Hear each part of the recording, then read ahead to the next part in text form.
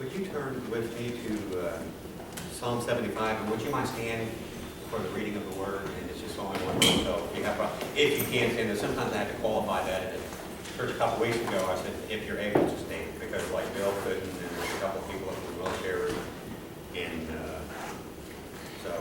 and it's just this one verse, Psalm 75, verse 7, and I'll tell you why, the context of this. It's kind of what we were talking about earlier in the week too. We were talking about your pocket wheel. Your pocket? Is it on? Yeah. Yeah, it's buzzing. Sorry about that. That's my hearing aid. Thank you, sir. And I did not hear that. But God is the judge. He puts down one and He sets up another. That's all. Thank you. I know that was short and sweet, but that's a reason I had that. The point is, and you can be seated. Thank you. The Lord sends poverty, and the Lord sends wealth. Okay. So I was doing some research. I spent a couple of weeks doing this, at least. And there's a website. One of the websites I write for is Pathos. And it's kind of emotion, a feeling of religiosity. It's pathos is kind of a fancy word for meaning different religions or belief systems. Listen to these actual churches or belief systems that are exploding in America, not just in the world, but in America. Quantum spirituality. What? Seeking Shanti. The Pagan's Life. These are actual web pages, and people come and read articles, and they go to some of them are actual churches. The Ways of Wicca. The polytheistic world. Say that 3 times fast. Hinduism. Buddhism. The atheist church. I had a problem with that. The atheist in church means called out ones. Okay. I didn't get that one. The astrologist reading. Islam. What Ramadan means for you. Not good for me. Mormon's World. Kind of reminds me of Saturday Night. Wayne's World. Mormon's World. Not good. Jehovah's Witness World. There was a movie on last night about Brigham Young. I didn't watch it, but I just noticed. And it's kind of that idea. Taoism. Zenism. Sufism. Sorry. I didn't get spray there. Sikhism. This is ridiculous. This will tie into my message. New Age. Scientology. Probably know about that. Hinduism. Confucianism. Or I would call it Confucianism. Ishkam. I have no clue about that. I don't even know what that is. And really Judaism. Really. Astrozorianism. Spirituality. Sounds nice. Agnostic's Way. That's like you see a street sign, this is the agnostic's way. But they're not sure if it exists. Sorry, that was a bad joke. That's what agnostic means. Existentialism. Existentialism. So those are just some of the beliefs that are exploding in this nation right now in beliefs. And you know what's happening in Christianity? It's shrinking. No wonder the path is narrow. There's not going to be many of us on it. And that's what's happening. Have you heard this year, next year, or this year maybe, the electric rates are doubled? How many heard that in the news this year? Westar Energy, double the rates.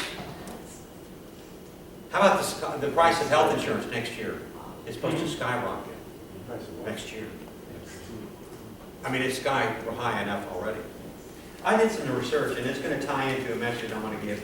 And if you want to turn there now, you can. I'm going to turn to Jeremiah 16, but I'm going to get there in just a moment. I'm going to take a detour. I'm going to take the agnostic's way, if it exists. Sorry.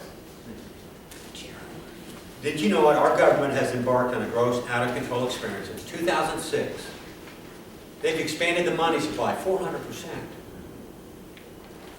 And this reminds me, there's going to be so much money out there, it's possible that like the Germans, they had to have a wheelbarrow full of money to make to the store to buy one loaf of bread. Okay? The government right now is playing like the banker in Monopoly game, and they're cheating, and they've got all the bank, all the money. And nobody's making a comment. When I played Monopoly at home, they didn't really always trust me. No, we need someone else to be the banker. I never got to qualify that. So it took our nation 216 years to rack up the first 8.6 trillion in debt. And I think it's more than that now. Oh, yeah. How many years? 216 years. Yeah, here it is. It took us 216 years in this nation to dig it up to 8.5 trillion in debt. In 8 years, it's doubled to $19 trillion in debt. This nation is in debt. This isn't what the government meant. Sorry. But that's not what our founding forefathers. Sooner than we think, I believe the U.S. currency is going to be, in fact, it says here, U.S. dollar is going to lose its reserve currency status. It's going to make it hard for the government to borrow money. I'm recommending to you, if you out there, anybody out there listening to pay off your debts, to get out of debt, and to stay out of debt as soon as possible. We're going to have a massive amount of inflation. When you print more money and the government printing money, it causes inflation because that money eventually comes back into the economy and there's so much of it. You think it would drive costs down, but with the surplus of money, it actually inflates the price of things. As in Germany, an example of Germany. I think what's happening is we're destroying the nation's the fabric of the society, of the financial structure is being rent right now. I don't think we have any idea. The next crisis, I think, is going to threaten your normal way of life. That's right. It's going to threaten where you vacation, where you eat at the restaurant, what you buy at the store, whether you're able to borrow money, whether you can buy a car, whether you can sell or buy a house. It's incredible. How can things be normal in America when the number of food stamps has doubled? Food stamps have doubled in Obama's administration. Doubled. Wow. And it's what, 7 years? In 7 years it's doubled? The debt has tripled, doubled in 7 years under this presidency? The $18 billion deal to Iran is money that doesn't exist. It's like, I'll write you a check, but just don't cash it. I mean, and it's interesting to me, Iran, one of the world's largest oil exporter and producers, why do they need nuclear power? Huh? Am I missing something? Does that make sense? Am I missing something? I bet 75% of us in this room are living paycheck to paycheck. I am. Paycheck to paycheck. If we're missing that one paycheck, we're all in trouble. I bet. Amen. Every one of us. Now, since Obama's taken office, 49%, let's just call it half of Americans in this country receive one form of benefit or another from the government. That has never happened in the history of any war, any nation.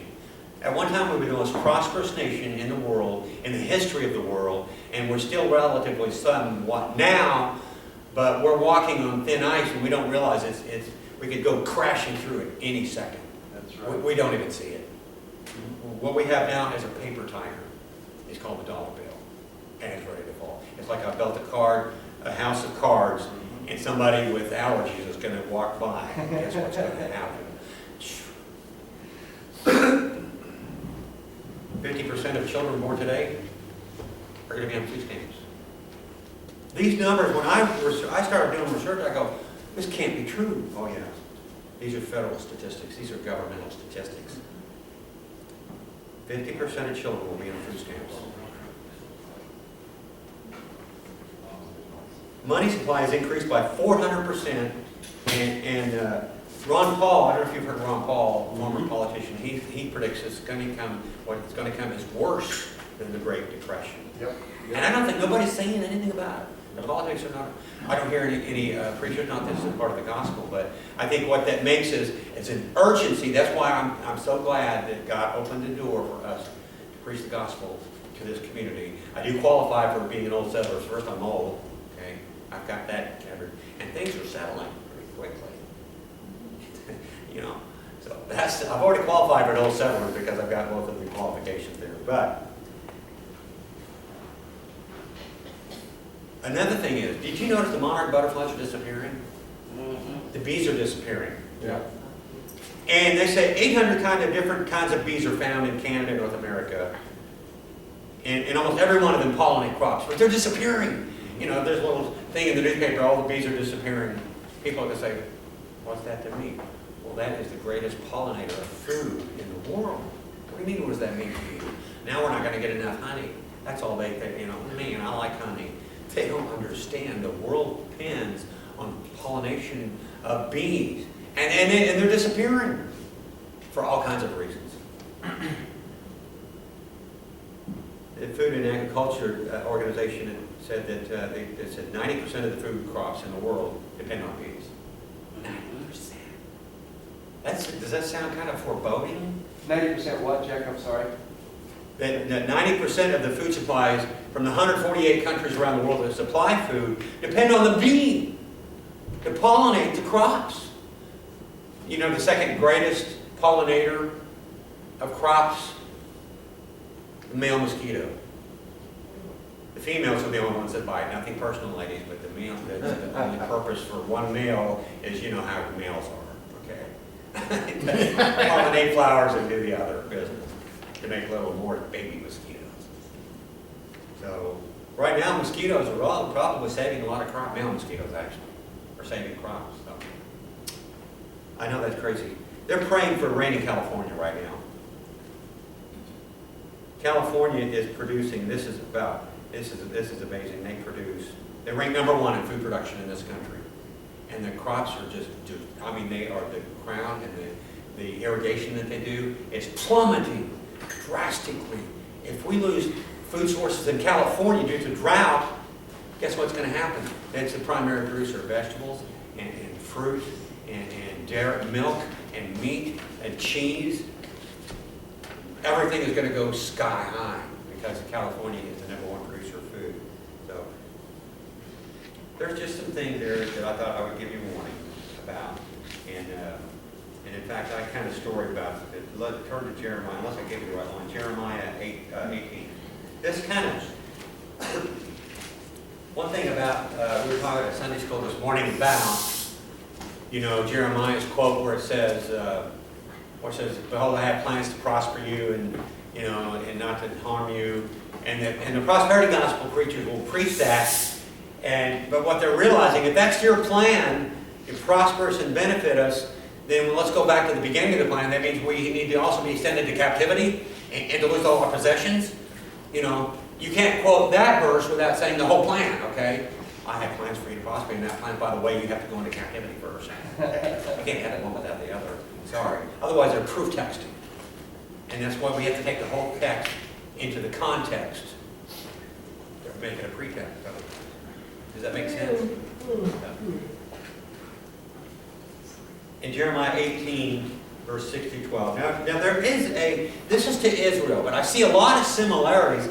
I don't think 3/5 of the Bible would have been written in the Old Testament how much space it takes up if it wasn't relevant to us. I heard one guy say, well, rightly dividing the word means dividing the Old Testament from the New Testament. No, that doesn't that mean? In other words, he's wanting to get rid of the Old Testament completely. No, I don't think so. J. Vernon McGee, he would be out of a job at least, 3/5 of the time there, because he preaches Bible verse, expository verse by verse. So he had it right. He takes the whole word to the whole world. Jeremiah 18, verse 6. I'm reading for the ESV. May sound a little bit different.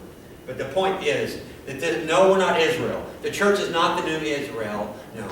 This is what I'm saying. Jeremiah 18, verse 6 through 12.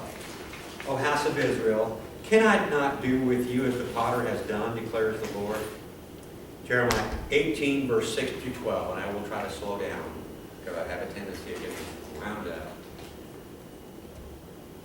Behold, like the clay in the potter's hand, so you are in my hand. Now, if he's that way with Israel, aren't every nation on the face of the earth in the same way? You know, God is sovereign over everything. You know, a sparrow doesn't drop and he doesn't know about it. Okay, a flea doesn't jump on a dog's back without him not ordaining it. I know down to the minutest detail, he knows every hair on the head, which for some of us is getting easier to keep track of. But Jeremiah 18, verse 7, if at any time I declare concerning a nation or a kingdom. Now here, listen, there's the key. He's not talking about Israel now. He's talking about a nation. Concerning a nation, not the nation, or a kingdom,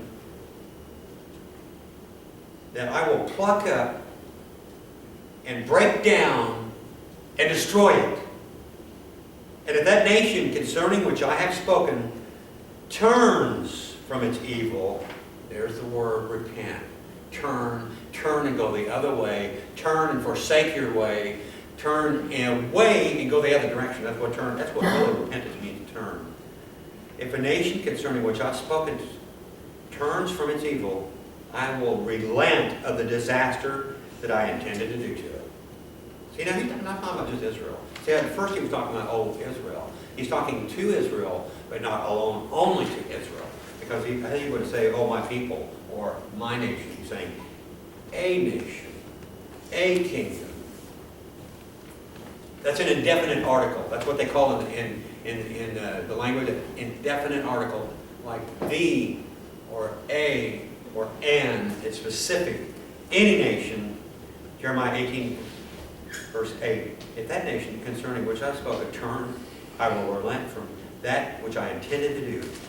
Verse 9, and if at any time I declare concerning a nation and a kingdom, I would say our community, a state, a person. You can pull it down to even that finite.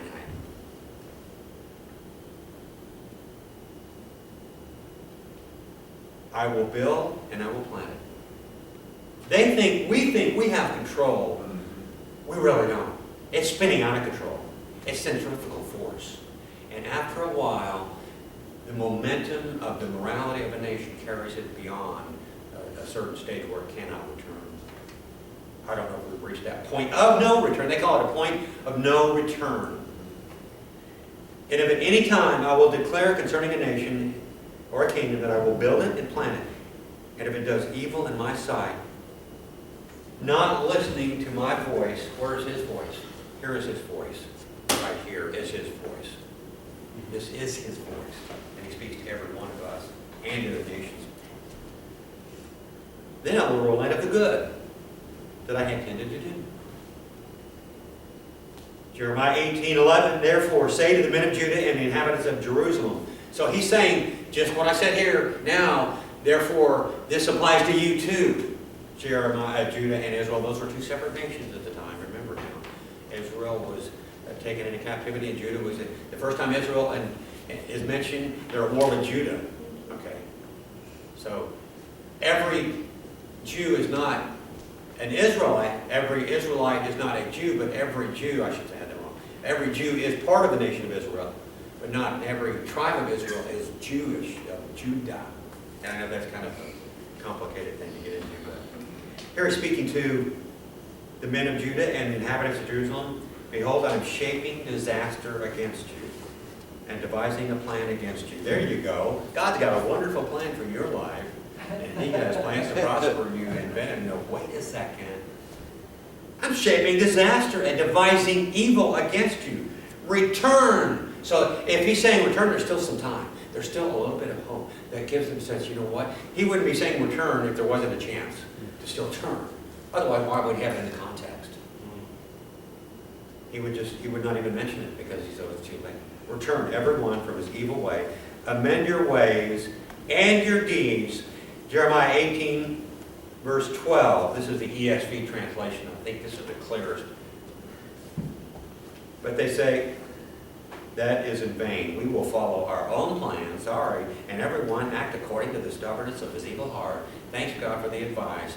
But I don't listen to you. I don't take your word. I'm going to follow my own plans. God's got a wonderful plan for my life.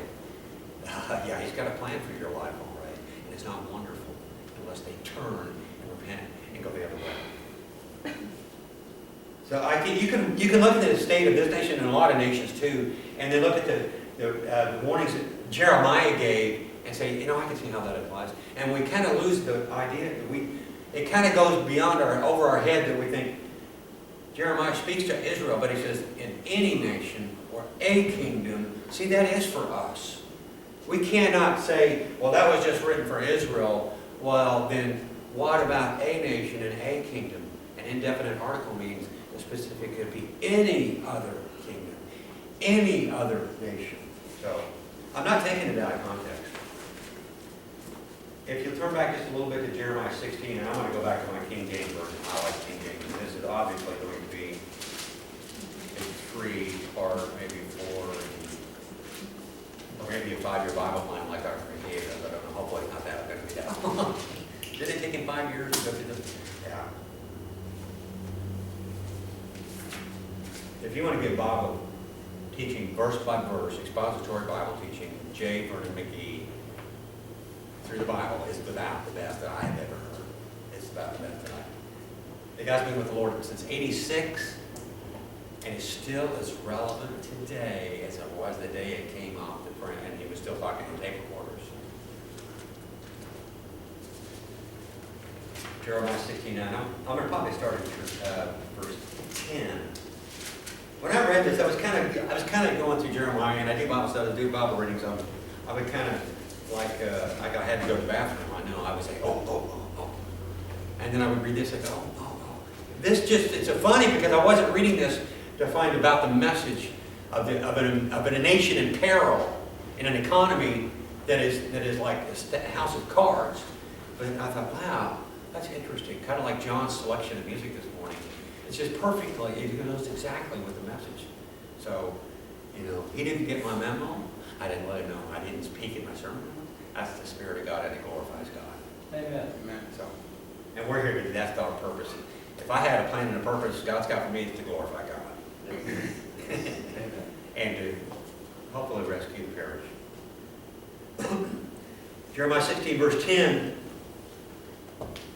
And it shall come to pass when you shall show the people all these words.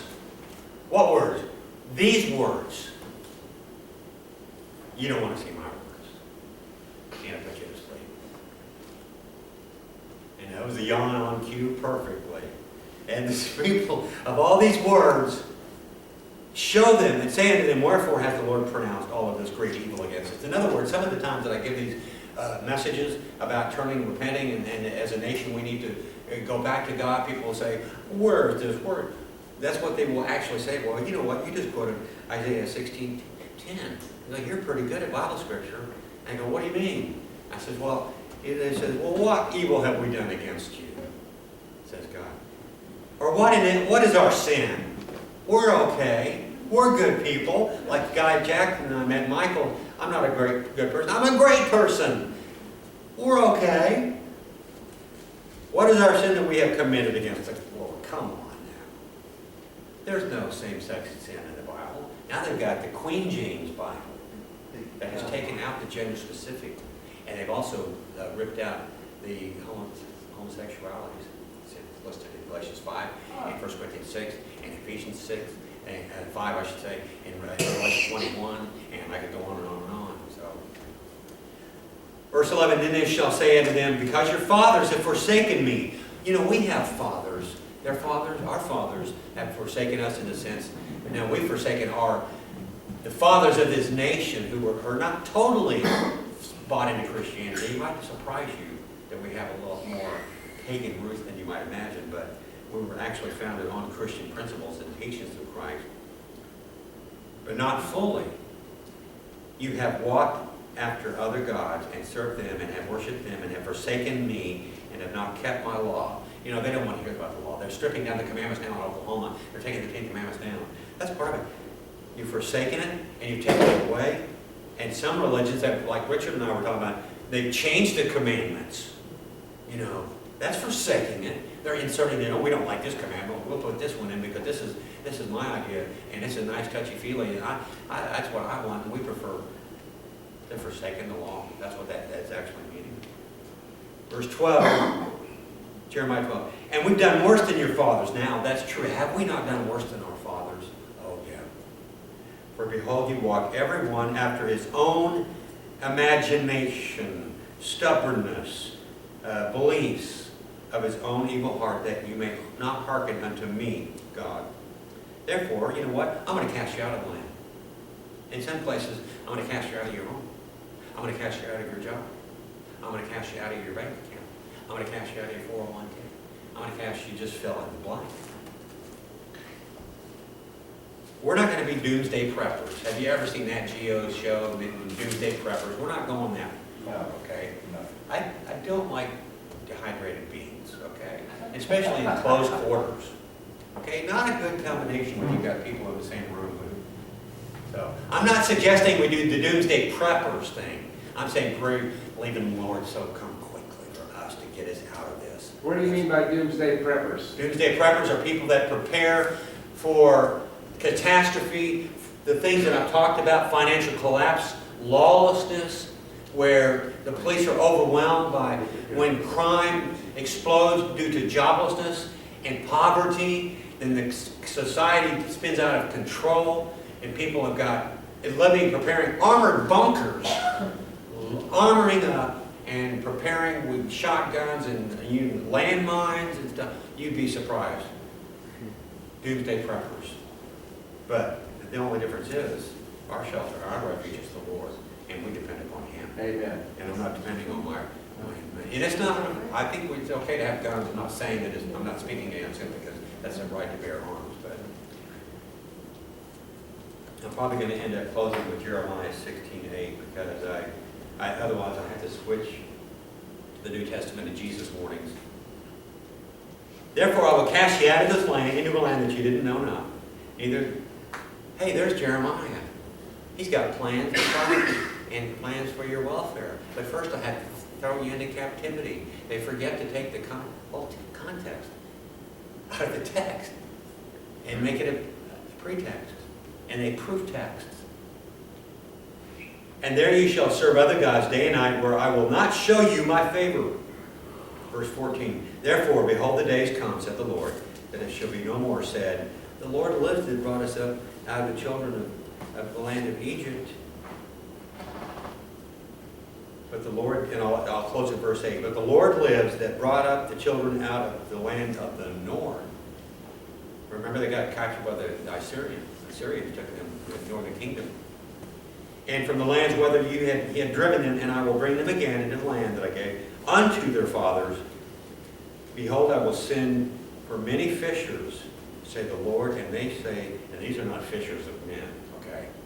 These are the ones that they're fishing. They got a treble hook, if you know what that is. That's a wicked thing. It's just like it's got different barbs on it, and I don't even like having them until watching it reaching into the box. Ow! I caught something, or it caught me. This is the idea. This is what the language is of this. I will bring them again into the land that I've given. Behold, I will send forth many fishers, said the Lord, and they shall fish for them. And now I will send them for them many hunters, and they shall hunt for them every mountain, from every hill, from every doomsday prepper bunker you could add, and out of the holes and out the rocks. I'm going to close with 17 and 18. For my eyes were upon all of their ways. They're not hid from my face. Neither is there iniquity or their sin, inequality of the holiness and right. That's kind of what iniquity means. If there's a discrepancy between the holy and the unholy. Neither is there iniquity hid from my eyes. I will recompense. Recompense means here, I'm going to pay you back for your sin. For iniquity, double that you have defiled my land, and have mine inheritance, and the carcasses of the detestable and the abominable things. What are the abominable things? And I'll close with this. The religions that I just mentioned. Those are an abomination to God. And He's going to, how can He not punish a nation that is into idolatry and astrology and polytheism, and there's like 3,006, there's actually in India now there's over 1 million gods. You know, pick your God. Pick your favorite one. You know, which is your God? It's going to be hard to worship over 1 million gods, and they're still growing, and you've only got 365 days a year. So, I really, I'm not gonna hide the facts. A catastrophe is coming, and I'm not saying doomsday preparing, but I think that we really need to think seriously about not getting into debt and not spending money on things that you might regret later, because we have no idea what this future holds. I have no idea. And God has plans for us to prosper, yes, if we have turned to Christ and trusted in Him. But this is not our time to prosper. Our time is when we enter into the kingdom of God. And that's, I am really looking forward to it. Yes. So, thank you. Sir, would you close for us, sir?